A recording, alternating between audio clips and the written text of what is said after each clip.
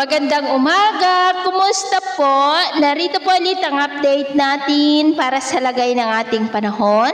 Ngayong umaga po ng October 12, 2025. Sa ngayon po ay wala tayong binabantayan na sama ng panahon sa loob at labas ng ating area of responsibility na maaari na makaapekto dito po sa ating bansa for the next 3 to 5 days. Pero mula po sa kumpol ng kaulapan na nandito, gaya pa na yung nakikita ay meron na pong sirkulasyon na nabubuo at posible po na may LPA na mabubuo dyan anytime at may posibilidad na lalakas yan bilang bagyo pero hindi pa naman po nakitaan na tatawid dito sa ating kalupaan. Ngunit kung makapasok yan sa PAR ay tatawagin po sa local name na Bagyong Ramil.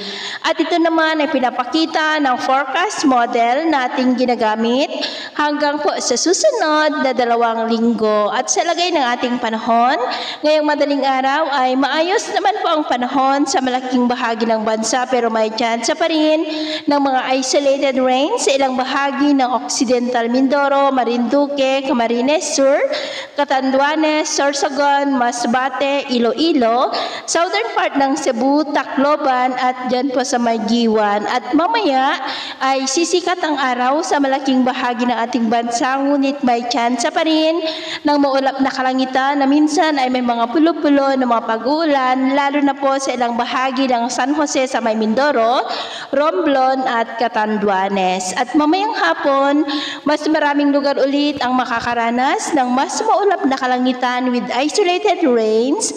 Kaya kung lalabas tayo sa ating mga tahanan, ugaliin lamang po natin lagi ang magdala ng kahit anong panangga natin sa init ng araw at proteksyon na rin po sa mga biglaang buhos ng ulan. Naman po mga baybayin, wala naman po tayong nakataas na anumang gale warning signals pero iba yung pag-iingat lamang po kung papalaot tayo para po mas makaiwas sa mga sakunang pangkaragatan.